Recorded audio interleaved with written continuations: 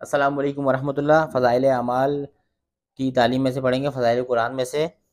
نحمدہ و نصلی علی رسول الکریم۔ عطا بن ابی رباح رحمۃ اللہ علیہ کہتے ہیں کہ مجھے حضور اکرم صلی اللہ علیہ وسلم کا یہ ارشاد پہنچا ہے کہ جو شخص سورہ یاسین کو شروع دن میں پڑھے اس کی تمام دن کی حوائج پوری ہو جائیں۔ احادیث میں سورہ یاسین کے بھی بہت سے فضائل وارد ہوئے ہیں۔ ایک روایت میں وارد ہوا ہے کہ ہر چیز کے لیے ایک دل ہوا کرتا ہے، قرآن شریف کا دل سورہ یاسین ہے۔ جو شخص سورہ یاسین پڑھتا ہے، حق تعالی شانہ اس کے لیے 10 قرآنوں کا ثواب لکھتا ہے۔ ایک روایت میں آیا ہے کہ حق تعالی شانہ نے سورہ طٰہٰ اور سورہ یاسین کو آسمان و زمین کے پیدا کرنے سے 1000 برس پہلے پڑھا۔ جب فرشتوں نے سنا تو کہنے لگے کہ خوشحالی ہے اس امت کے لیے جن پر یہ قرآن اتارا جائے گا، اور خوشحالی ہے ان دلوں کے لیے جو اس کو اٹھائیں گے۔ خوشحالی ہے ان دلوں کے لیے جو اس کو اٹھائیں گے، یعنی یاد کریں گے، اور خوشحالی ہے ان زبانوں کے لیے جو اس کو تلاوت کریں گی۔ ایک حدیث میں ہے کہ جو شخص سورہ یاسین کو صرف اللہ کی رضا کے واسطے پڑھے اس کے پہلے سب گناہ معاف ہو جاتے ہیں۔ بس اس سورہ کو اپنے مردوں پر پڑھا کرو۔ ایک روایت میں آیا کہ سورہ یاسین کا نام تورات میں منمہ ہے کہ اپنے پڑھنے والے کے لیے دنیا اور آخرت کی بھلائیوں پر مشتمل ہے۔ یہ دنیا اور آخرت کی مصیبت کو دور کرتی ہے۔ سورہ یاسین دنیا اور آخرت کی مصیبت کو دور کرتی ہے اور آخرت کی حول کو دور کرتی ہے۔ سورہ کا نام رافع خافضہ بھی ہے، یعنی مومنوں کے رتبے بلند کرنے والی اور کافروں کو پست کرنے والی۔ ایک روایت میں ہے کہ حضور اکرم صلی اللہ علیہ وسلم نے ارشاد فرمایا کہ میرا دل چاہتا ہے کہ سورہ یاسین میرے ہر امتی کے دل میں ہو۔ ایک روایت میں ہے کہ جس نے سورہ یاسین کو ہر رات میں پڑھا پھر مر گیا تو شہید مرا۔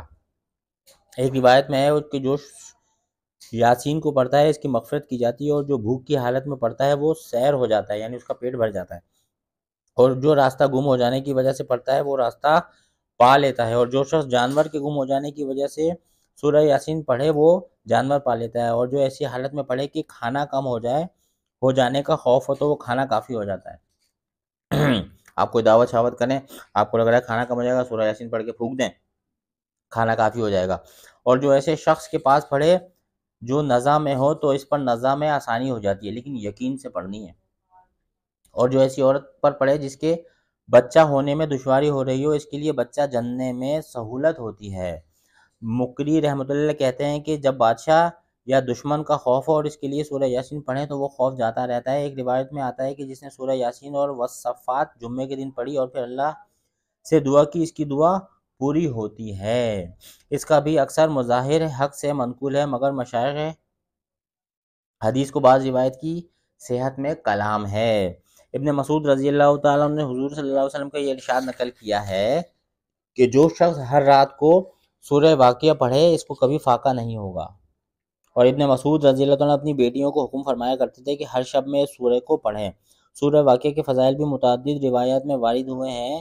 ایک روایت میں آیا ہے کہ جو شخص سورہ حدید اور سورہ واقعہ اور سورہ رحمان، یہ 27ویں پارے کا آخر ہے، سورہ رحمان سے شروع ہو رہی ہے، سورہ حدید، سورہ واقعہ، سورہ رحمان پڑھتا ہے، یعنی پہلے سورہ رحمان آتی ہے، پھر سورہ واقعہ، پھر سورہ حدید، وہ جنت الفردوس کے رہنے والوں میں پکارا جاتا ہے۔ ایک روایت میں ہے کہ سورہ واقعہ سورۃ الغنا ہے، اس کو پڑھو اور اپنی اولاد کو سکھاؤ۔ ایک روایت میں ہے کہ اس کو اپنی بیویوں کو بھی سکھاؤ، اور حضرت عائشہ رضی اللہ تعالی عنہا سے بھی اس کے پڑھنے کی تاکید منقول ہے، مگر بہت ہی پس خیالی ہے کہ 4 پیسے کے لیے اس کو پڑھا جاوے۔ البتہ اگر غنائے قلب اور آخرت کی نیت سے پڑھے تو دنیا خود بخود ہاتھ جوڑ کر حاضر ہوگی۔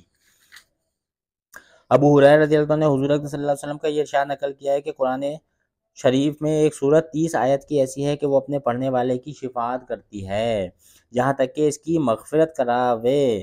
وہ سورہ تبارک الذی ہے، 29واں پارہ جو شروع ہوتا ہے تبارک الذی بیدہ الملک، سورہ تبارک الذی ہے۔ سورہ تبارک الذی کے متعلق بھی ایک روایت میں حضور اکرم صلی اللہ علیہ وسلم کا ارشاد ہے کہ میرا دل چاہتا ہے کہ یہ سورہ ہر مومن کے دل میں ہو، ہر مومن کے دل میں اس کو یاد کرنے کی نیت کریں۔ انشاءاللہ 30 آیتیں ہیں، بڑے آرام سے یاد ہو جاتی ہے۔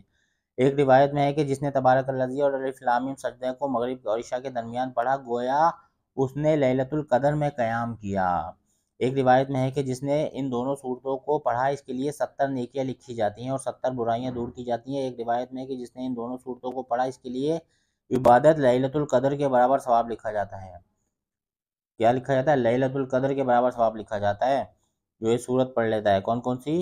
الف لام میم سجدہ 21ویں پارے میں ہے، اور 29ویں پارے میں تبارک الذی، 30 آیتیں ہیں، ترمذی رحمۃ اللہ نے ابن عباس رضی اللہ تعالیٰ عنہ سے نقل کیا ہے کہ بعض صحابہ نے رضی اللہ تعالیٰ عنہ مجمعین نے ایک جگہ خیمہ لگایا، ان کو علم نہ تھا کہ وہاں قبر ہے۔ اچانک ان خیمہ لگانے والوں نے اس جگہ کسی کو سورہ تبارک الذی پڑھتے ہوئے سنا تو حضور صلی اللہ علیہ وسلم سے آ کر عرض کیا۔ حضور صلی اللہ علیہ وسلم نے فرمایا کہ یہ سورہ اللہ کے عذاب سے روکنے والی ہے اور نجات دینے والی ہے۔ حضرت جابر رضی اللہ عنہ کہتے ہیں کہ حضور صلی اللہ علیہ وسلم اس وقت تک نہ سوتے تھے جب تک الف لام میم سجدہ اور تبارک الذی نہ پڑھ لیتے تھے۔ خالد بن معدان رضی اللہ عنہ اور کہتے ہیں کہ مجھے یہ روایت پہنچی کہ ایک شخص بڑا گناہ گار تھا اور سورہ سجدہ پڑھا کرتا تھا، اس کے علاوہ اور کچھ نہیں پڑھتا تھا۔ اس صورت نے اپنے پر اس پر پھیلا دیے کہ اے رب، یہ شخص میری بہت تلاوت کرتا تھا، اس کی شفاعت قبول کی گئی اور حکم ہو گیا کہ ہر خطا کے بدلے ایک نیکی دی جائے۔ خالد بن معدان رضی اللہ عنہ یہ بھی کہتے ہیں کہ یہ صورت اپنے پڑھنے والے کی طرف سے قبر میں جھگڑتی ہے اور کہتی ہے اگر میں تیری کتاب میں سے ہوں تو میری شفاعت قبول کر، ورنہ مجھے اپنی کتاب سے مٹا دے۔ کیا زبردست صورتیں ہیں، اور بمنزلہ پرندے کے بن جاتی ہے۔ سورہ تبارک الذی بمنزلہ پرندے کے بن جاتی ہے اور اپنے پر میت پر پھیلا دیتی ہے اور اس پر عذاب قبر ہونے سے مانع ہوتی ہے، اور یہی سارا مضمون وہ تبارک الذی کے بارے میں بھی کہتے ہیں۔ خالد بن معدان رحمۃ اللہ علیہ کہتے ہیں یہ رضی اللہ عنہ رحمۃ اللہ علیہ کہتے ہیں کہ اس وقت تک نہ سوتے تھے جب تک ان دونوں صورتیں نہ پڑھ لیتے نہ پڑھ لیتے۔ طاؤس رحمۃ اللہ کہتے ہیں کہ یہ دونوں صورتیں تمام قرآن کی ہر سورہ پر 60 نیکیاں زیادہ رکھتی ہیں۔ یہ دونوں صورتیں تمام قرآن پر ہر صورت پر 60 نیکیاں زیادہ رکھتی ہیں۔ عذاب قبر کوئی معمولی چیز نہیں، اللہ پاک ہم سب کی حفاظت کرے۔ عذاب قبر کوئی معمولی چیز نہیں، ہر شخص کو مرنے کے بعد سب سے پہلے قبر سے سابقہ پڑتا ہے۔ حضرت عثمان رضی اللہ تعالیٰ عنہ جب کسی قبر پر کھڑے ہوتے تو اس قدر روتے کہ ریش مبارک تر ہو جاتی۔ کسی نے پوچھا کہ آپ جنت و جہنم کے تذکرے سے بھی اتنا نہیں روتے جتنا کہ قبر سے؟ آپ نے فرمایا کہ میں نے نبی کریم صلی اللہ علیہ وسلم سے سنا ہے کہ قبر منازل آخرت میں سب سے پہلی منزل ہے، جو شخص اس کے عذاب سے نجات پالے آئندہ کے واقعات اس کے لیے سہل ہوتے ہیں۔ اللہ پاک ہم سب کو بھی قبر کے مراحل آسان فرما دے، آمین ثم آمین۔ اور اگر اس سے نجات نہ پائے تو آنے والے حوادث اس سے سخت ہوتے ہیں۔ نیز میں نے یہ بھی سنا ہے کہ قبر سے زیادہ متوحش کوئی منظر نہیں۔ اللہ پاک ان احادیث کا، ان باتوں کا یقین نصیب فرمائے، ان پہ عمل کرنے والا بنائے اور دوسروں تک پہنچانے والا بنائے۔ آپ کو ویڈیو پسند آئی ہے تو اس کو لائک کر لیں، ہمارے چینل کو سبسکرائب کریں، آپ کو بہت ساری تعلیم کی ویڈیو ملیں گی۔ ملتے ہیں آپ سے اگلی ویڈیو میں۔ سبحان اللہ و بحمدہ، سبحانک اللہم و بحمدک، نشہد ان لا الہ الا انت، نستغفرک و نتوب الیک۔ سبحان ربک رب العزۃ عما یصفون و سلام علی المرسلین والحمد للہ رب العالمین۔